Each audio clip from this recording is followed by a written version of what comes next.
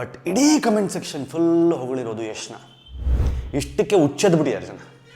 ಇಲ್ಲಿ ಆರಂಭಿಕ ದಿನಗಳಲ್ಲಿ ಒದ್ದಾಡಿಕೊಂಡು ತನ್ನ ಸಿನಿಮಾದ ಪೋಸ್ಟರ್ಗಳನ್ನು ತಾನೇ ಅಂಟಿಸ್ಕೊಂಡಿದ್ದಂತಹ ಒಬ್ಬ ನಟ. ಆ ಶ್ರಮವನ್ನು ನಾವು ನೋಡಿದ್ದೀವಿ, ಕಣ್ಣಾರ ನೋಡಿದ್ದೀವಿ. ಯೂಶ್ವಲಿ ಏನಾಗುತ್ತೆ ಗೊತ್ತಾ, ಒಂದು ಹಂತದ ಸಕ್ಸಸ್ ಸಿಕ್ಕಿದ ಮೇಲೆ ಎರಡು ಕೊಂಬು ಬಾಲ ಬರೋದನ್ನು ನಾವು ತುಂಬ ನೋಡಿದ್ದೀವಿ. ಕನ್ನಡದಲ್ಲಿ ಯಶ್ ಅಂತ ಸೈನ್ ಮಾಡಿದ್ದಾರೆ. ಇರೋದೊಂದು ಹೃದಯ, ಎಷ್ಟು ಸಲ ಗೆಲ್ತಿಯ ಬಿಡುಗರು ಅಂತಾರಲ್ಲ, ಹಾಗೆ 10 ಸೂಪರ್ ಡೂಪರ್ ಹಿಟ್ ಬಾಲಿವುಡ್ ಸಿನಿಮಾಗಳನ್ನು ಕೊಟ್ಟಂಥವ್ರಿಗೇನೆ ಯಶ್ ಅವರ ಟ್ಯಾಕ್ಟಿಕ್ಸ್ ಆ್ಯಂಡ್ ಟ್ರಿಕ್ಸ್ ಬರಲಿಲ್ಲ. ಯಾರಿಗಾದ್ರೂ ತನ್ನ ಕೆರಿಯರ್ನ ಕಟ್ಟಿಕೊಳ್ಳುವುದು ಮಾತ್ರವಲ್ಲ, ನಾನು ಇನ್ನೊಬ್ಬರ ಕೆರಿಯರ್ನೂ ಬದಲಾಯಿಸ್ತೀನಿ ಅಂತ ಹಠಕ್ಕೆ ನಿಂತರೆ ಒಬ್ಬ ಮನುಷ್ಯ ಎಷ್ಟು ಚೆನ್ನಾಗಿ ಅದನ್ನು ಮಾಡ್ಬೋದು ಅನ್ನೋದಕ್ಕೆ ಯಶ್ ಸಾಕ್ಷಿ. ಕನ್ನಡದ ಯಾವ ನಟನಿಗೂ ಈ ಹಂತದ ಈ ಲೆವೆಲ್ನ ಫೇಮ್ ಆ್ಯಂಡ್ ಕ್ರೇಜ್ ಇಲ್ಲಿಯ ತನಕ ಸಿಕ್ಕಿಲ್ಲ. ನಾವು ಫ್ರಾಂಕ್ಲಿ ಒಪ್ಕೋಬೇಕು. ನಮಸ್ಕಾರ, ಸ್ಪೀಡ್ ಪ್ಲಸ್ ಕರ್ನಾಟಕದ ವಿಶೇಷ ಕಾರ್ಯಕ್ರಮಕ್ಕೆ ಸ್ವಾಗತ. ನಾನು ನಿಮ್ಮ ಕಿರಿಕೀರ್ತಿ. ರಾಮಾಯಣ ಅದನ್ನು ಟೀಸರ್ ಅನ್ಬೇಕೋ ಅಥವಾ ಫಸ್ಟ್ ಲುಕ್ ಅನ್ಬೇಕೋ ಗೊತ್ತಿಲ್ಲ, ನೋಡಿರ್ತೀರಿ ನೀವೆಲ್ಲ. ಆಲ್ರೆಡಿ 10 ಮಿಲಿಯನ್ ವ್ಯೂಸ್ ತನಕ ಬಂದಿದೆ. ಇನ್ನೊಂದು ರಾಮಾಯಣ ಅಂತ ಒಂದು ಪೇಜ್ ಅದನ್ನೇ ಅದೇ ಟೀಸರ್ನ ಮತ್ತೆ ಕಾಪಿ ಮಾಡಿ ಹಾಕಿದೆ, ಅಲ್ಲೂ ಒಂದು 8 ಮಿಲಿಯನ್ ನೋಡಿದೆ. ಟೀಸರ್ ನೋಡಿದವರೆಲ್ಲ ಹೇಳ್ತಾ ಇರೋದು ಒಂದೇ, ಇದಕ್ಕಿಂತ ಅದ್ಭುತ ರಾವಣ ಸಿಗಲಿಕ್ಕೆ ಸಾಧ್ಯನೇ ಇಲ್ಲ. ಕಮೆಂಟ್ಸ್ ಓದಿ. ರಾಮನ ಕ್ಯಾರೆಕ್ಟರ್ ಬಗ್ಗೆ ಸಾಕಷ್ಟು ಕಮೆಂಟ್ಸ್ಗಳಿದೆ. ರಣಬೀರ್ ಕಪೂರ್ ಯಾಕೆ ಬೇಕಿತ್ತು ಅಂತ ಹೋಗಬಾರ್ದಾಗಿತ್ತು, ಅವ್ರ ಬದಲು ಇವ್ರು ಇರಬೇಕಿತ್ತು, ಅವ್ರು ಇರಬೇಕಿತ್ತು. ಬಟ್ ಇಡೀ ಕಮೆಂಟ್ ಸೆಕ್ಷನ್ ಫುಲ್ ಹೊಗಳಿರೋದು ಯಶ್ನ. ಯಶ್ ಅವರ ಒಂದು ಗ್ರಾಫಿಕಲ್ ಲುಕ್ಕು ಮತ್ತು ಲಾಸ್ಟ್ ಸುಮ್ಮನೆ ಒಂದು ಸಣ್ಣ ಝಲಕ್, ಇಷ್ಟಕ್ಕೆ ಹುಚ್ಚದ್ ಬಿಟ್ಟಿದ್ದಾರೆ ಜನ. ನೋಡಿ, ಇನ್ನೂ 1.5 ವರ್ಷ ಇದೆ ಹತ್ತತ್ರ ಸಿನಿಮಾ ಬರಲಿಕ್ಕೆ. ಮುಂದಿನ ವರ್ಷ ದೀಪಾವಳಿ ರಿಲೀಸ್ ಆಗೋದು. ಅಷ್ಟೊತ್ತಿಗಾಗಲೇ ಇದರ ಸದ್ದು ಹೆಂಗಿದೆ ಅಂತಂದರೆ, ಏನು ಮಾಡಿಬಿಡ್ತಾರೆ ಈ ಸಲ ಅನ್ನುವಂಥ ಒಂದು ಎಕ್ಸ್ಪೆಕ್ಟೇಷನ್ ಕ್ರಿಯೇಟ್ ಆಗಿದೆ. ಯಾಕೆ ಇದನ್ನೆಲ್ಲ ಹೇಳ್ತಾ ಇದ್ದೀನಿ ಅಂತಂದರೆ, ಕನ್ನಡದ ಒಬ್ಬ ನಟ, ಇಲ್ಲಿ ಸೀರಿಯಲ್ ಮಾಡಿಕೊಂಡಿದ್ದಂತಹ ಒಬ್ಬ ನಟ, ಇಲ್ಲಿ ಆರಂಭಿಕ ದಿನಗಳಲ್ಲಿ ಒದ್ದಾಡಿಕೊಂಡು ತನ್ನ ಸಿನಿಮಾದ ಪೋಸ್ಟರ್ಗಳನ್ನು ತಾನೇ ಅಂಟಿಸ್ಕೊಂಡಿದ್ದಂತಹ ಒಬ್ಬ ನಟ ಇವತ್ತು ವಿಶ್ವಮಟ್ಟದಲ್ಲಿ ಇಷ್ಟು ದೊಡ್ಡ ಹೆಸರು ಮಾಡಬೇಕು ಅಂತಂದರೆ ಅದರ ಹಿಂದೆ ಬಹಳಷ್ಟು ದೊಡ್ಡ ಶ್ರಮ ಇದೆ. ಆ ಶ್ರಮವನ್ನು ನಾವು ನೋಡಿದ್ದೀವಿ, ಕಣ್ಣಾರ ನೋಡಿದ್ದೀವಿ. ಸುವರ್ಣದಲ್ಲಿ ಕೆಲಸ ಮಾಡಬೇಕಾದ್ರೆ ಯಶು ತಮ್ಮ ಸಿನಿಮಾದ ಪ್ರಮೋಷನ್ಗೋಸ್ಕರ ಆ್ಯಂಕರಿಂಗಿಗೆ ಬರ್ತಿದ್ರು. ಇವತ್ತು ಅಲ್ಲಿಂದ ಯಶ್ ಇಲ್ಲಿಯವರೆಗೆ ಬಂದಿರೋದಿದೆಯಲ್ಲ, ಇಟ್ಸ್ ಅ ಹ್ಯೂಜ್ ಸಕ್ಸಸ್ ಅದು. ಆದರೆ ಆ ಸಕ್ಸಸ್ಗೆ ಹೋದ ಮೇಲೆ ಯೂಶ್ವಲಿ ಏನಾಗುತ್ತೆ ಗೊತ್ತಾ, ಒಂದು ಹಂತದ ಸಕ್ಸಸ್ ಸಿಕ್ಕಿದ ಮೇಲೆ ಎರಡು ಕೊಂಬು ಬಾಲ ಬರೋದನ್ನು ನಾವು ತುಂಬ ನೋಡಿದ್ದೀವಿ. ಇವಾಗ ಕನ್ನಡದಿಂದ ಬಾಲಿವುಡ್ ಲೆವೆಲ್ಗೆ ಮಿಂಚ್ತಾ ಇರುವ ಯಶ್, ಇಡೀ ಇಂಡಿಯಾದ ಮೂಲೆಯಲ್ಲಿ ರಾಕಿ ಬಾಯ್ ಅಂತ ಕರೆಸ್ಕೊಳ್ಳುವ ಯಶ್,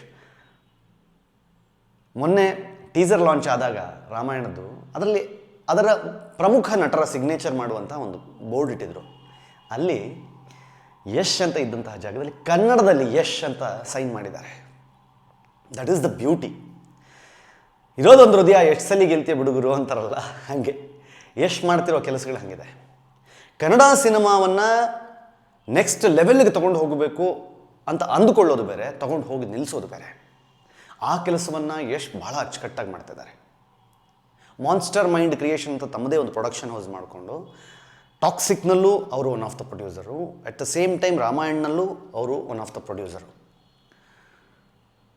ಮಾನ್ಸ್ಟರ್ ಮೈಂಡೇ ಯಶ್ದು, ನೋ ಮ್ಯಾಟ್ರ್ ವಾಟ್. ನಾನು ಹೇಳ್ತಾ ಇರೋದು, 10 ಸೂಪರ್ ಡೂಪರ್ ಹಿಟ್ ಬಾಲಿವುಡ್ ಸಿನಿಮಾಗಳನ್ನು ಕೊಟ್ಟಂಥವ್ರಿಗೇನೆ ಯಶ್ ಅವರ ಟ್ಯಾಕ್ಟಿಕ್ಸ್ ಆ್ಯಂಡ್ ಟ್ರಿಕ್ಸ್ ಬರಲಿಲ್ಲ. ಎಷ್ಟು ಬ್ಯೂಟಿಫುಲಿ ತನ್ನಂತಾನು ಅಂದರೆ ತನ್ನಂತಾನೇ ಯಾರೂ ಕೆತ್ತಿರೋ ಶಿಲ್ಪ ಅಲ್ಲ ಅದು. ತನ್ನಂತಾನೇ ಎಲ್ಲಿಯೋ ಇಲ್ಲಿ ಸರಿ ಇಲ್ಲ, ಇದನ್ನು ತಿದ್ಕೋಬೇಕು, ಇದು ಹಾಳಾಗ್ತಾ ಇದೆ, ಇದನ್ನು ಪುಡಿ ಮಾಡಬೇಕು, ಇಲ್ಲೇನೋ ಬೇಕು, ತನ್ನಂತಾನು ಬಿಲ್ಡ್ ಮಾಡಿಕೊಂಡು ಇವತ್ತು ಅಷ್ಟು ಎತ್ತರಕ್ಕೆ ಹೋಗಿ ನಿಂತಿರೋದು. ಅಲ್ಲಿಗೆ ಬಿಡ್ತಾರಾ? ಆಯಿತು, ನಂದಾಯಿತು, ನಾನು ಬೆಳೆದೆ, ಮುಗಿದೋಯ್ತು ಬಿಡಪ್ಪ, ನಾನು ಇನ್ನೂ ಆರಾಮಾಗಿ ಸೆಟ್ಲ್ ಆಗಿಬಿಡ್ತೀನಿ. ಆ ಥರ ಇನ್ನು ನೆಕ್ಸ್ಟ್ ಟಾಕ್ಸಿಕ್ ಇದೆ, KGF 3 ಇದೆ, ರಾಮಾಯಣ ಇದೆ, ಫುಲ್ ರೆಡಿ ಇದೆ ನನ್ನ ಲೈನಪ್ಸ್. ಇನ್ನು 2-3 ವರ್ಷಕ್ಕೆ ನನ್ನ ಸಿನಿಮಾಗಳು ಬ್ಯಾಕ್ ಟು ಬ್ಯಾಕ್ ಇದ್ದಾವೆ, ನಾನು ಆರಾಮಾಗಿ ಇದ್ಬಿಡ್ತೀನಿ. ನಾನು ಇದ್ಬಿಟ್ರೆ ಇಂಡಸ್ಟ್ರಿಗೆ ಏನಾದರೂ ಮಾಡಬೇಕಲ್ಲ. ಅವ್ರ ಅಮ್ಮನಿಗೆ ಪ್ರೊಡ್ಯೂಸರನ್ನು ಮಾಡಿದ್ರು, ಅವ್ರ ಅಮ್ಮನ ಪ್ರೊಡ್ಯೂಸರ್ ಮಾಡಿ ಇಲ್ಲಿ ಇರುವಂತಹ ಆ್ಯಕ್ಟರ್ಗಳಿಗೆ ಸಿನಿಮಾ ಪ್ರೊಡಕ್ಷನ್ ಮಾಡುವ, ನೆಕ್ಸ್ಟ್ ಲೆವೆಲ್ ಸಿನಿಮಾ ಪ್ರೊಡಕ್ಷನ್ ಮಾಡುವ ಪೃಥ್ವಿ ಅಮ್ಮರವ್ರ ಸಿನಿಮಾದ ಟೀಸರ್ ತಲೆಯೆಲ್ಲ ಓಡಾಡುತ್ತೆ. ಏನು ವರ್ಕ್ ಮಾಡಿದ್ದಾರೆ, ಏನು ಇನ್ವೆಸ್ಟ್ ಮಾಡಿದ್ದಾರೆ. ಯಾರಿಗಾದ್ರೂ ತನ್ನ ಕೆರಿಯರ್ನ ಕಟ್ಟಿಕೊಳ್ಳುವುದು ಮಾತ್ರವಲ್ಲ, ನಾನು ಇನ್ನೊಬ್ಬರ ಕೆರಿಯರ್ನೂ ಬದಲಾಯಿಸ್ತೀನಿ ಅಂತ ಹಠಕ್ಕೆ ನಿಂತರೆ ಒಬ್ಬ ಮನುಷ್ಯ ಎಷ್ಟು ಚೆನ್ನಾಗಿ ಅದನ್ನು ಮಾಡ್ಬೋದು ಅನ್ನೋದಕ್ಕೆ ಯಶ್ ಸಾಕ್ಷಿ. ಏನೇನೋ ಮಾಡಿದೆ, ಯಶೋ ಮಾರ್ಗ ಅಂತ ಮಾಡ್ತಾರೆ. ಅಲ್ಲೆಲ್ಲೋ ಒಂದಿಷ್ಟು ಊರುಗಳಿಗೆ, ಹಳ್ಳಿಗಳಿಗೆ ನೀರು ಹಂಚ್ತಾರೆ, ರಸ್ತೆ ಮಾಡಿಸ್ತಾರೆ, ಯಾರಿಗೋ ಏನೋ ಪರಿಹಾರ ಕೊಡ್ತಾರೆ. ಅಂದರೆ ತನ್ನ ವ್ಯಾಪ್ತಿಯಲ್ಲಿ ಏನೇನು ಮಾಡ್ಲಿಕ್ಕೆ ಸಾಧ್ಯ ಇದೆ ಅದನ್ನು ಸೈಲೆಂಟಾಗಿ ಮಾಡ್ಕೊಂಡು ಹೋಗ್ತಾ ಇದ್ದಾರೆ. ನೋಡಿ, ಇವಾಗ ಯಶ್ ಏರ್ಪೋರ್ಟಿಂದ ಇಳಿದ್ರೆ ಇವತ್ತೊಂದೊಂದು ದೊಡ್ಡ ಸುದ್ದಿ. ಒಂದು ಫೋಟೋಗೆ ಎಲ್ಲಾದರೂ ಗ್ಲಿಂಪ್ ಸಿಕ್ಕಿದ್ರೆ ಅದೊಂದು ದೊಡ್ಡ ಸುದ್ದಿ, ಮಿಲಿಯನ್ ಗಟ್ಟಲೆ ಹೋಗುತ್ತೆ ವ್ಯೂಸ್. ಮುಂಬೈನ ಪಾಪರಾಜಿಗಳು ಯಶ್ ಅವರ ಆಹ್ವಾನಕ್ಕೆ, ಅಂದರೆ ಯಾವಾಗ ಕರೀತಾರೆ ಅಥವಾ ಎಲ್ಲಿ ಸಿಗ್ತಾರೆ ಅಂತ ಕಾಯ್ತಾ ಇರ್ತಾರೆ. ಕನ್ನಡದ ಯಾವ ನಟನಿಗೂ ಈ ಹಂತದ, ಈ ಲೆವೆಲ್ನ ಫೇಮ್ ಆ್ಯಂಡ್ ಕ್ರೇಜ್ ಇಲ್ಲಿಯ ತನಕ ಸಿಕ್ಕಿಲ್ಲ. ನಾವು ಫ್ರ್ಯಾಂಕ್ಲಿ ಒಪ್ಕೋಬೇಕು.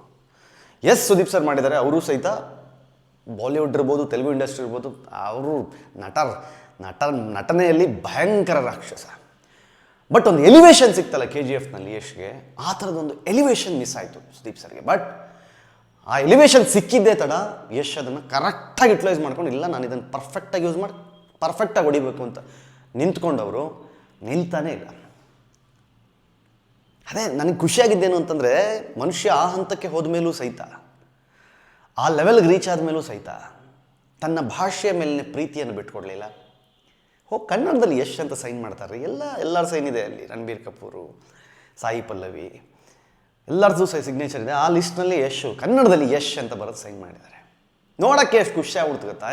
ಸೂಪರ್ ಗುರು ಮನುಷ್ಯ, ಎಲ್ಲೇ ಹೋಗಲಿ ಏನೇ ಮಾಡಲಿ, ನಾಳೆ ಹಾಲಿವುಡ್ಗೆ ಹೋದ್ರೂ ಈ ಮನುಷ್ಯ. ಇವಾಗ ನೋಡಿ, ಹಾಲಿವುಡ್ನ ಏನು ಟೆಕ್ನಿಷಿಯನ್ಗಳನ್ನು ಇಂಡಿಯಾ ಕರ್ಕೊಂಬಂದು ಸಿನಿಮಾ ಮಾಡಿಸೋದೇ ದೊಡ್ಡ ವಿಷಯ ಅಂತ ಮಾತಾಡ್ತಿದ್ದ ಟೈಮ್ನಲ್ಲಿ, ಇವರು ಇಟಲಿಯಿಂದ ಮ್ಯೂಸಿಕ್ ಡೈರೆಕ್ಟರ್ ಕರ್ಕೊಂಬರ್ತಾರೆ, ಹಾಲಿವುಡ್ಡಿಂದ ಆಲ್ರೆಡಿ ಅಕಾಡೆಮಿ ಅವಾರ್ಡ್ನ ಹೊಡೆದಿರುವಂಥ ಗ್ರಾಫಿಕ್ ಟೀಮ್ನ ಕರ್ಕೊಂಬಂದು ಇಲ್ಲಿ ಕೆಲಸ ಮಾಡಿಸ್ತಾ ಇದ್ದಾರೆ, ಫೈಟ್ ಮಾಸ್ಟರ್ಗಳನ್ನ ಅಲ್ಲಿಂದ ಕರ್ಕೊಂಬಂದು ಕೆಲಸ ಮಾಡಿಸ್ತಿದ್ದಾರೆ ಅಂತಂದರೆ, ಇವರು ಥಾಟ್ ತುಂಬ ಬ್ರಾಡ್ ಆಗ್ಬಿಟ್ಟಿದೆ. ಅಂದರೆ ಕನ್ನಡದಲ್ಲಿ ಸಿನಿಮಾ ಮಾಡಿ ಬಾಲಿವುಡ್ನಲ್ಲಿ ಗೆಲ್ಲೋದು ಕಷ್ಟ ಅಂತ ಯೋಚನೆ ಮಾಡ್ತಿದ್ದ ಸಮಯದಲ್ಲಿ KGFನಂತಹ ಒಂದು ಸಿನಿಮಾ ಇಡೀ ಇಂಡಿಯಾದಲ್ಲಿ ಗಡ ಶೇಕ್ ಮಾಡಿಸ್ಬಿಡ್ತು. ಅಟ್ ದ ಸೇಮ್ ಟೈಮ್ ಈಗ ಟಾಕ್ಸಿಕ್ ಮತ್ತು ರಾಮಾಯಣದ ಮೂಲಕ ಇದು ಭಾರತದ ಸಿನಿಮಾ ಅಲ್ಲ, ಇದು ಇಡೀ ವಿಶ್ವ ನೋಡಬೇಕಾದ ಸಿನಿಮಾ ಅನ್ನೋ ಥರದಲ್ಲಿ ರೆಡಿ ಮಾಡಲಿಕ್ಕೆ ಕಾದು ಕೂತಿರಂಗಿದೆ. ಇದು 100% ರಾಮಾಯಣನೂ ಸೂಪರ್ ಡೂಪರ್ ಆಗುತ್ತೆ. ಟಾಕ್ಸಿಕ್ ಗ್ಲಿಮ್ಸ್ ನೋಡಿದ್ರೆ ಅದು ನೆಕ್ಸ್ಟ್ ಲೆವೆಲ್ ಹೋಗೋಣ ಕಾಣ್ತಾ ಇದೆ. ಯಶ್ ಅವರು ಇಷ್ಟು ಎತ್ತರಕ್ಕೆ ಸಾಧ್ಯವೋ ಅಷ್ಟು ಎತ್ತರಕ್ಕೆ ಹೋಗಲಿ, ಯಾಕಂದರೆ ಅವ್ರು ಎಷ್ಟು ಎತ್ತರಕ್ಕೆ ಹೋಗ್ತಾರೋ ಅಷ್ಟು ಎತ್ತರಕ್ಕೆ ಕನ್ನಡ ಭಾಷೆಯನ್ನು ತೊಗೊಂಡು ಹೋಗ್ತಾರೆ ಅನ್ನೋ ನಂಬಿಕೆ ನಮಗೂ ಇದೆ, ನಿಮಗೂ ಇದೆ. ರಾಕಿಂಗ್ ಸ್ಟಾರ್ ಯಶ್ಗೆ ಶುಭಾಶಯ ಕೋರೋಣ. ಏನನ್ಸುತ್ತೆ ಯಶ್ ಅವರ ಈ ಏನು ಯಶೋಗಾಥೆ ಬಗ್ಗೆ ಕಮೆಂಟ್ ಮಾಡಿ ಹೇಳಿ. ನೋಡ್ತಾ ಇರಿ ಸ್ಪೀಡ್ ಪ್ಲಸ್ ಕರ್ನಾಟಕ. ಇದು ನಿಮ್ಮಿಂದ ನಿಮಗಾಗಿ, ನಿಮಗೋಸ್ಕರ. ಮತ್ತೆ ಸಿಗ್ತೀನಿ. ನಮಸ್ಕಾರ. Speed plus Karnataka.